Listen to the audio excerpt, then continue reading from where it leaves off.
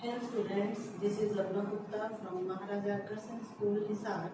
Today we will continue our fourth chapter class +2 mathematics. कल हमने exercise 4.1 complete की थी और साथ ही प्रॉपर्टीज की थी डिटर्मिनेंट की। आज हम उन डिटर्मिनेंट की प्रॉपर्टीज को यूज करके एक्सरसाइज 4.2 करेंगे। First question, using the properties of determinant and without expand किए बिना prove that determinant x, y, z, a, b, c, x plus a, y plus b and z plus c, this is equal to 0। अब इसको prove करना है तो हम left hand side ले लें। लेफ्ट हैंड साइड है हमारे पास determinant x a x plus a, y b y plus b, z c z plus c। और हमें पता है कोई भी डिटर्मिनेंट 0 कब होता है, डायरेक्ट हम उसको 0 कब लिख सकते हैं, अगर उसकी 2 रो या 2 कॉलम आइडेंटिकल हो, एक जैसे हो। अब देखो अगर इसमें ये ऐड करते तो x प्लस ए बनेगा, इसका जैसा बन जाएगा, y प्लस बी सेम बन जाएगा, z प्लस सी सेम बन जाएगा। इट मीन्स हम C1 पे ऑपरेशन लगा देते हैं, C1 प्लस C2। C1 में C1 और C2 ऐड किया तो हमारे पास क्या बन जाएगा, determinant C1 plus C2 x plus a, C1 plus C2 y plus b और third z plus c। Second column same a b c और third column same x plus a y plus b z plus c। अब देखो first column और third column एक जैसे आ गए, identical. Since C1 and C3 are identical, therefore determinant x a x plus a, y b y plus b, z c z plus c is equal to 0। Determinant की value 0 क्योंकि 2 column identical. ऐसे ही हमारा second question है, question number 2, prove that determinant a minus b, b minus c, c minus a, b minus c, c minus a minus b, c minus a minus b, b minus c, this determinant is equal to 0। अब इसको 0 बनाना है तो हम क्या करें, इन तीनों रोज को add कर दें तो R1 पे ऑपरेशन लगा दो, R1 plus R2 plus R3, तो ये क्या बन जाएगा हमारे पास, R1 plus R2 plus R3। तीनों को ऐड किया, a माइनस a कैंसिल हो जाएगा, minus b plus b minus c plus c, तीनों कैंसिल हो गए, 0 आ जाएगा। ऐसे इसमें भी ऐड किया तो b minus b, c minus का प्लस का, a माइनस का प्लस का, 0। ऐसे ही ये तीनों को ऐड करोगे 0 आ जाएगा। Second row same, b minus c, c minus a minus b, c minus a minus b, b minus c। अब इसमें देखो हमारे पास इस डिटर्मिनेंट की एक रो पूरी 0 होगी, अगर एक रो 0 आ जाती है तो उसकी वैल्यू भी हम लिख सकते हैं direct 0। Next question number 3, prove that determinant 2 7 65 3 8 75 5 9 86 is equal to 0। अब इसको भी 0 बनाना है, या तो कोई एक रो या एक कॉलम 0 बने या फिर 2 आइडेंटिकल बने, तब 0 आ सकता है। तो हम क्या करें, C3 पे ऑपरेशन लगा देते हैं, C3 माइनस C1, C3 में से C1 माइनस किया तो क्या बनेगा 2, 3, 5, 7, 8, 9, C3 minus C1 63, C3 minus C1 72, C3 minus C1 81। अब देखो हमारा थर्ड कॉलम पूरा 9 से डिवाइड हो रहा है, तो हम थर्ड कॉलम को 9 से डिवाइड कर देते हैं। C3 पे ऑपरेशन लगाया 1/9 C3, तो ये क्या बन जाएगा हमारे पास 2, 3, 5, 7, 8, 9, 63 डिवाइड बाय 9 7, 72 बाय 9 8, 81 बाय 9 9। तो देखो इससे हमारे पास C2 और C3 आइडेंटिकल बन गए एक जैसे। तो since C2 and C3 are identical, therefore this determinant is equal to 0। ये जो ट्रायंगल का साइन है इसको बोलते हैं डिटर्मिनेंट का साइन, या फिर डेल्टा भी बोलते हैं। Next question number 4। Fourth question, prove that the determinant 1 BC A into B plus C, 1 CA B into C plus A, 1 AB C into A plus B is equal to 0। अब इसको भी 0 prove करना है, या तो दो एक column या वो 0 हो जाए या फिर दो आइडेंटिकल आ जाए। तो हम क्या करें, ऑपरेशन लगा देते हैं जिसमें इसको ऐड कर दो। C2 पे ऑपरेशन लगाते हैं C2 प्लस C3, तो हमारे पास क्या बनेगा C1 सेम, C2 में C3 ऐड किया तो BC प्लस इसको खोल के ऐड करते हैं AB प्लस AC, C2 में C3 ऐड किया CA plus CB plus AB, C2 में C3 ऐड किया तो AB plus AC plus BC। Third column से A into B plus C, B into C plus A and C into A plus B। अब देखो second column हमारा AB plus BC plus AC, AB plus BC plus AC, AB plus BC plus AC same है, तो ये हम common ले सकते हैं। तो टेकिंग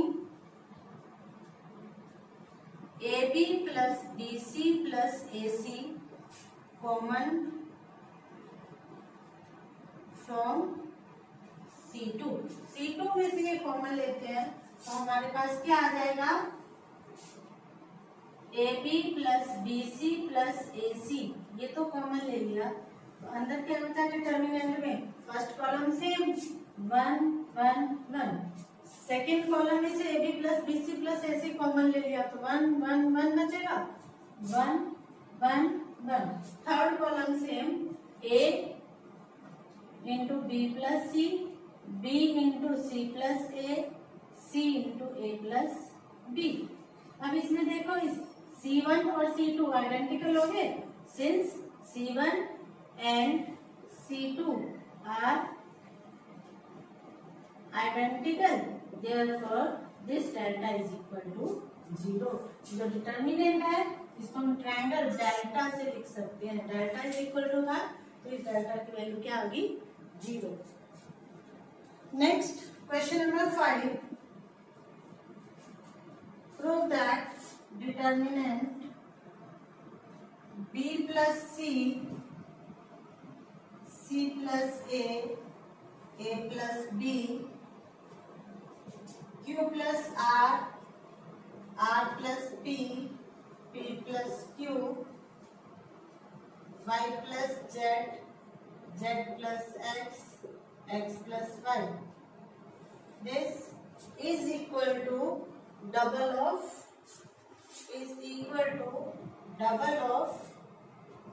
ABC PQR XYZ, ये हमने इसके इक्वल प्रूव करना है। तो लेफ्ट हैंड साइड में डेल्टा हम ले लें this delta is equal to, हमारे पास ये था, इसको मैं एक स्टेप छोड़ देती हूँ, नहीं लिखती ताकि मेरे बोर्ड पे कंप्लीट आ जाए। तो इसके ऊपर हम ऑपरेशन लगा देते हैं, R1 में R1 plus R2 plus R3, तीनों को ऐड कर दो लेफ्ट साइड में। ऐड करेंगे तो क्या आ जाएगा हमारे पास, यहाँ पे देखो 2 times A, 2 times B, 2 times C, तो 2 into A plus B plus C। जब इन तीनों को ऐड करेंगे तो double of P plus Q plus R बन जाएगा। जब इन तीनों को ऐड करेंगे तो double of X plus Y plus Z बन जाएगा। बाकी दोनों row same, C plus A plus B, R plus P, P plus Q, Z plus X plus Y। अब देखो फर्स्ट रो में से 2 कॉमन आ रहा है, हमें बाहर 2 चाहिए, तो 2 कॉमन ले लेते हैं फर्स्ट रो में से। 2 कॉमन लिया तो क्या बचा, A plus B plus C, C plus A plus B। यहाँ पे आ जाएगा P plus Q plus R plus P plus Q, और थर्ड कॉलम आ जाएगा X plus Y plus Z plus X plus Y। ठीक है, अब हमें देखो यहाँ भी चाहिए था सिर्फ A, यहाँ सिर्फ B और यहाँ पे सिर्फ C। तो यहाँ B लाने के लिए क्या करें, इसमें से फर्स्ट रो माइनस कर दे सेकंड में से, और यहाँ पे C लाना है तो थर्ड में से फर्स्ट माइनस कर दे। हम ऑपरेशन लगा लेंगे, यहाँ पे R2 पे ऑपरेशन लगा देते हैं R1 माइनस R2, और R3 पे लगा देते हैं R1 माइनस R3। R1 में से R2 माइनस कर देते हैं और R1 में से R3 माइनस। R1 तो सेम लिया,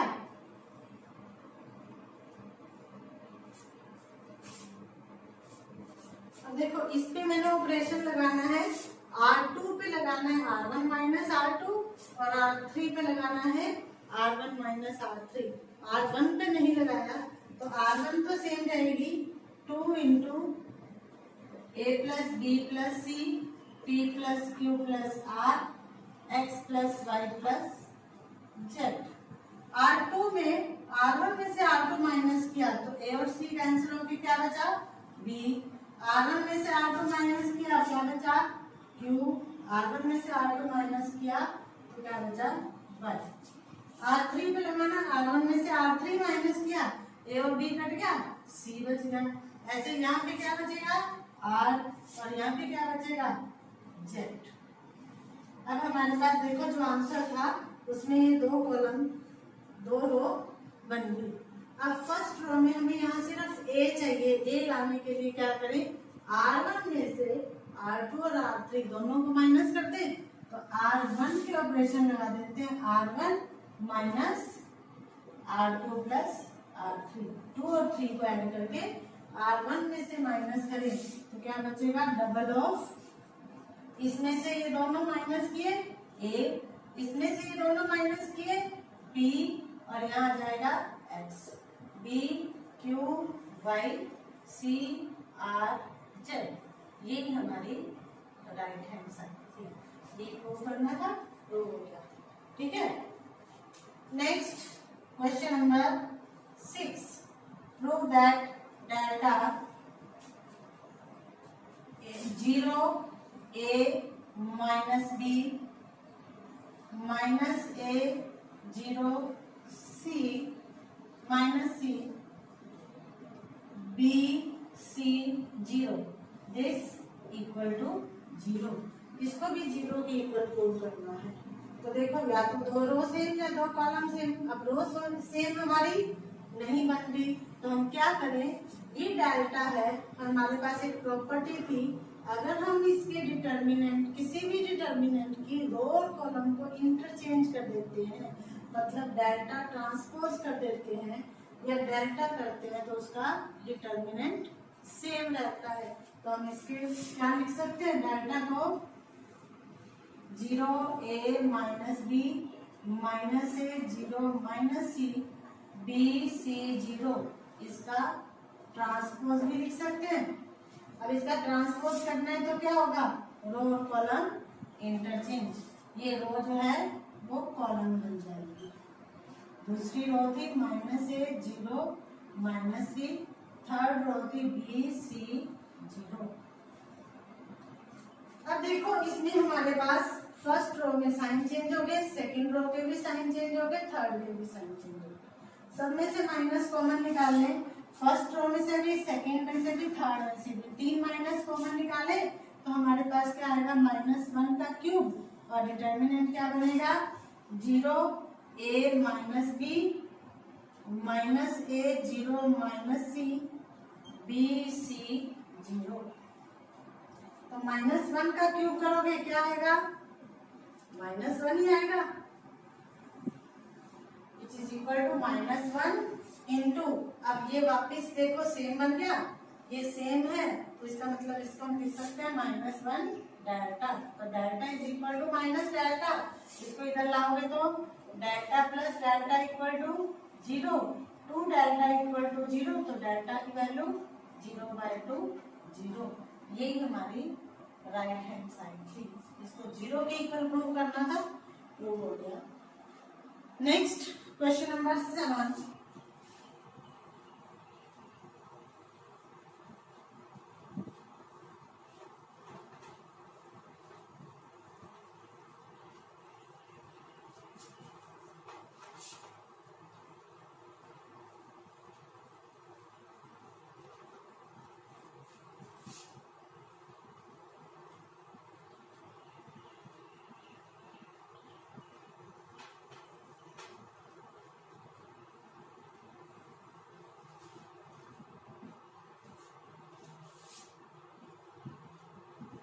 Seventh question, prove that delta is equal to determinant minus a square ab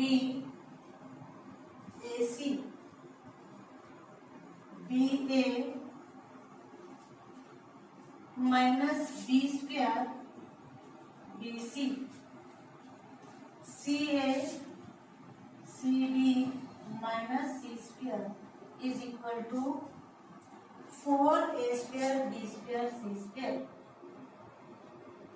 ये हमने प्रूव करना है।